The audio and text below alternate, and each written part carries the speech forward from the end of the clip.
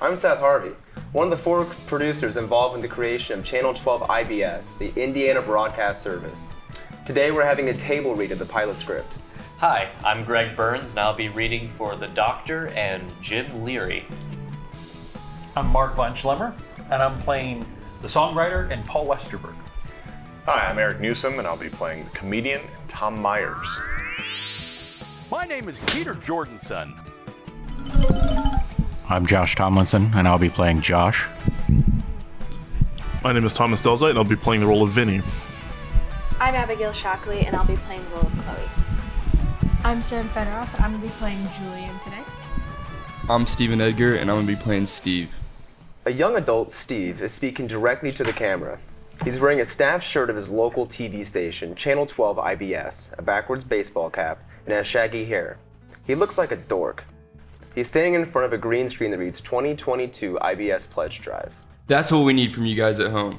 Halfway through his speech, the green screen behind him stops working, and he's standing in front of a bright green screen. Open your hearts and your wallets, you gritty old geezers. Chloe, a young adult wearing a dress shirt underneath a sweater with an IBS station logo on it, pulls down the microphone on her headset. She has her hair up in a tight bun and is wielding a clipboard. She's the glue holding this project together. That sounds good, yeah? Julian responds, a clean-cut man behind the camera, holding headphones up to his ears. The only remarkable part about him is just how unremarkable he is.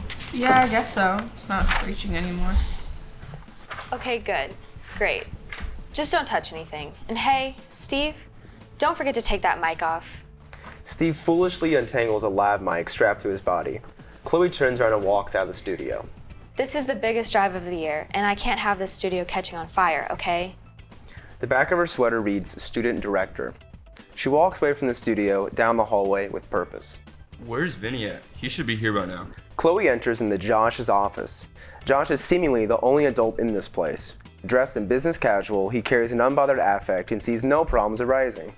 His office has a hang in there cat poster. I have no idea where that ass is. What? Vinny isn't here. Where's the talent? Vinny's not here? Oh boy. Well, that's okay. Let me just make a phone call real quick. Josh pulls out a slip of paper with a number written on it and begins dialing. Now, is that a 5 or a 6? We sweep across a bedroom full of litter, pizza boxes, and empty beer cans, landing on Vinny. Vinny is face down on a mattress devoid of sheets or blankets, and he is butt naked on his stained bed. His phone begins ringing. Without moving his head, he grabs his phone and puts it to his ear. What's up? Yeah, I'm there at the studio. Vinny springs up. Car trouble? Wait, what time is it? Oh, God, I'll be there. Vinny grabs a pair of pants and while jumping into them, falls over. He quickly grabs his shirt and keys and speeds off. We see a group of performers standing outside a broken down bus on the side of the road. A man with a smiley face necktie is pacing around reviewing note cards with jokes on them. He's the comedian. He's asking the man next to him if they're any good. He sports a stethoscope and a lab coat. He's the doctor. A very jacked man in a sleeveless tank top is looking at the damage on the front end of the car. His tank top sports the logo of a local gym. He's the personal trainer. A man on the phone suddenly shuts it off and stuffs it in his pocket. He's wearing a pair of big black sunglasses and something that Bob Dylan would wear. He's the songwriter. He hangs up his phone and sits next to the guitar case. Kid's on his way from the studio. Jeans are like cast iron. The less you wash them, the stronger they get. Did you call AAA? The songwriter takes off his sunglasses and rubs his forehead. I guess they're calling them AA now, and they're useless. They said we couldn't get a meeting until Friday night. Apparently we have a sponsor named Joe. Well, that takes care of it. They should be here within the next 5 minutes. They thought it was 512 Charles Avenue, not 512 Charleston Avenue. Well, that's classic Vinny. He's a good kid. He's never late. Chloe enters the studio and sees Julian and Steve frantically stomping the ground. They notice her, turn around to face her, and are hiding something behind their backs. Okay, Chloe, we know you said not to bring the studio down. Chloe stops and stares. The green screen kinda caught on fire. Chloe looks to the floor, seeing the charred remains of a green screen lying on the ground. What do you mean it caught on fire? Where are the alarms? Steve and Julian look to each other. We were supposed to replace those last month, but we have to walk across campus to smoke, so we just smoke in here. Chloe stares lifelessly at the two boys. She walks out of the room, opens a closet, and comes back, handing the duo a large orange sheet. Chloe begins walking out of the room. Don't screw this up.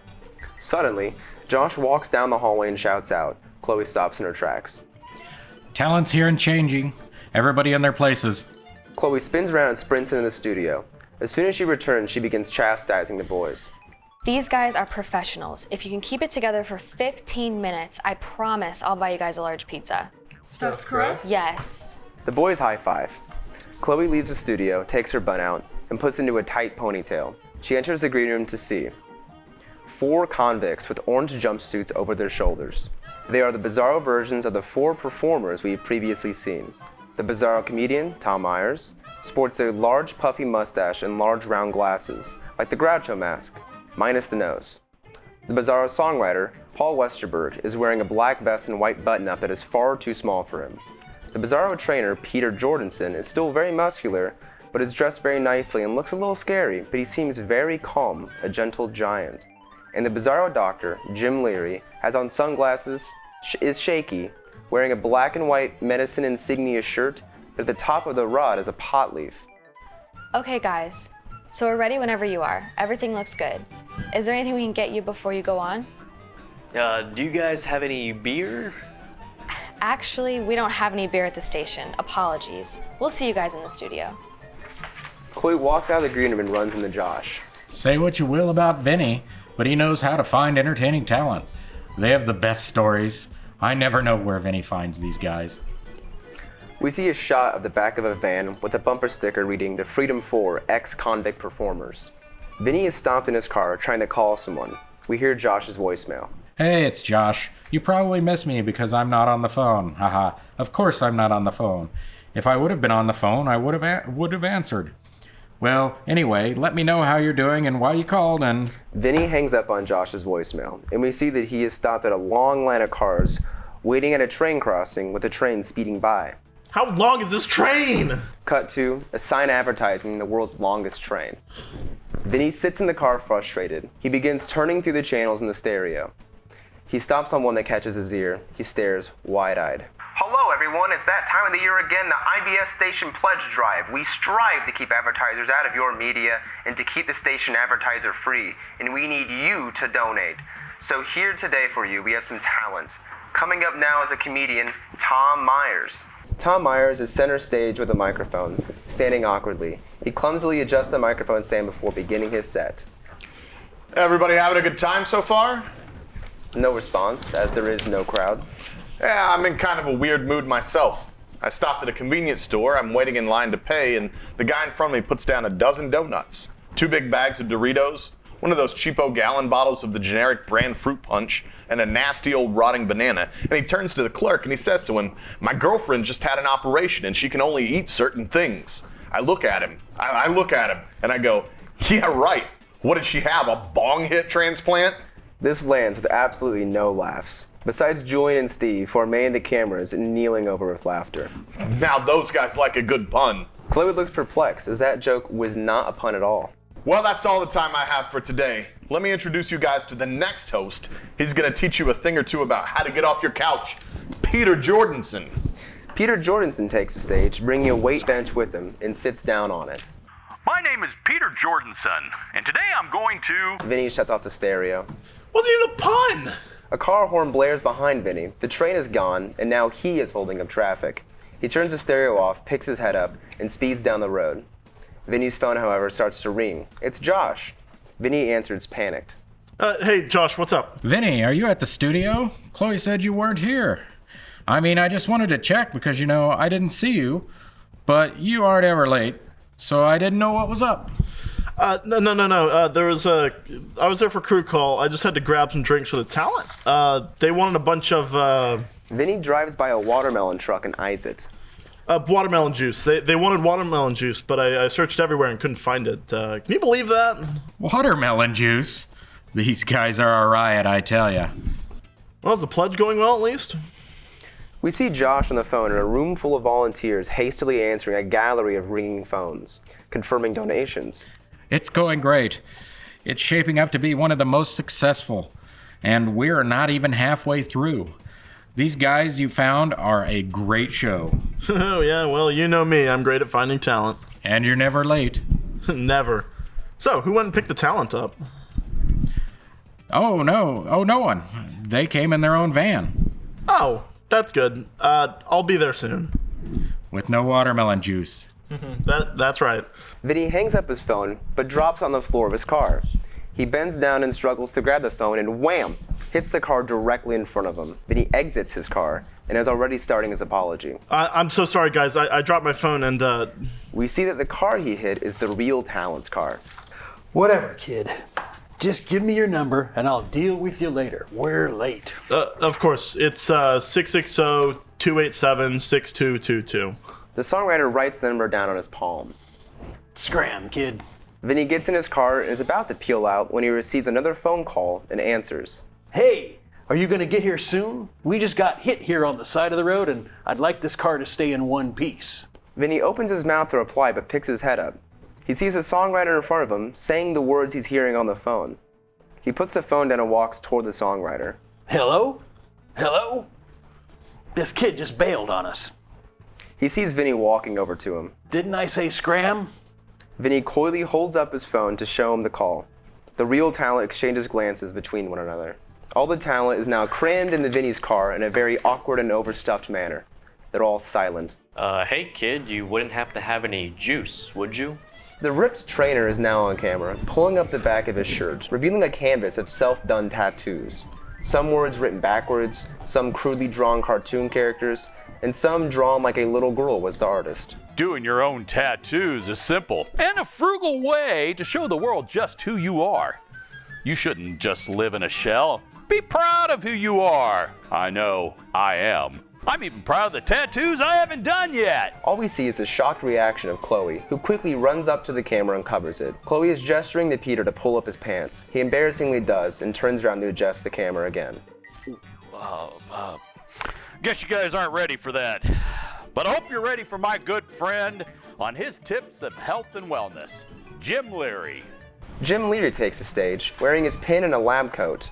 His sunglasses reflect the studio lights as he takes Peter's place. Hello, everybody. I'm the good Dr. Leary. Julian waves at Jim from behind the camera. Now, you've probably heard that carrots are good for your eyes. Well, that's not true. That rumor started because the British had radar, and they were shooting all the planes all over Europe. But they didn't want the Nazis to find out. Wait, can I say Nazi? Is that allowed? Jim mines the Hitler salute. No, okay. Well, anyway, it's not true, but I've discovered a way to improve your eyesight. Jim pulls out a bottle of eye drops from his pocket. Now, these may appear to be normal eye drops, but I have filled this bottle with normal lemon juice. Lemon juice contains a lot of citric acid, and you would think something that's acidic wouldn't be going in your eyes, but that's where you're wrong. Jim takes off his sunglasses and we see that his eyes are already red and irritated. There is a makeshift eye patch over one. He leans his head back and props his eye open, dropping lemon juice into it. I've been on this routine for roughly a year now, and I'm already seeing an increase in my ocular performance. Jim tries to walk off stage and stumbles off the steps, hitting the ground hard. Throw to commercial now. Over the studio speakers, a canned commercial plays overhead. Julian and Steve slowly walk Jim to the car nearby, and Chloe walks out of the studio in a huff. She's headed towards Josh. She's walking with purpose into the donation room and starts speaking before entering. Josh, I know you love Vinny, but these clowns he's hired are completely wrecking. Chloe enters the room and sees the donation thermometer chart is filled to the brim. They've successfully accumulated all the money they needed and more. She's awestruck and confused. Wait, there's a clown? What's all this? Have we really pulled this much in? Isn't it great? You've been doing a great job in there. I meant to go down there and make an announcement, but I've been so busy with the phones. A grin creeps across Chloe's face. All you have to do is close this out and take it home. Chloe smiles and turns back into the studio. The final act, Paul Westerberg, is getting his mic ready. He's holding an acoustic guitar and wearing a harmonica holder. While the commercial is still playing, the songwriter meddles around on the guitar and blows into the harmonica. Chloe counts him in. 5, 4, 3, and they're live. Yo, hello. My name is Paul Westerberg. Can someone grab this guitar. I don't know why they gave it to me. Julian grabs a guitar and Paul pulls out a bass to accompany his harmonica. I'll take you guys home tonight. Join me for the final song, a little original number I like to call Give Us Money, Please. I would really like if you gave us money, please. I wrote it just a few minutes ago. Paul blows into his harmonica for just a single note when Vinny and the real talent bust into the studio, to the confusion of everyone.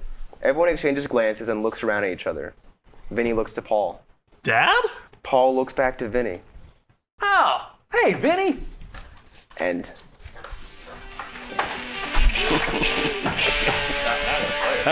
Go for it. Were we recording? We could hold for just 1 second.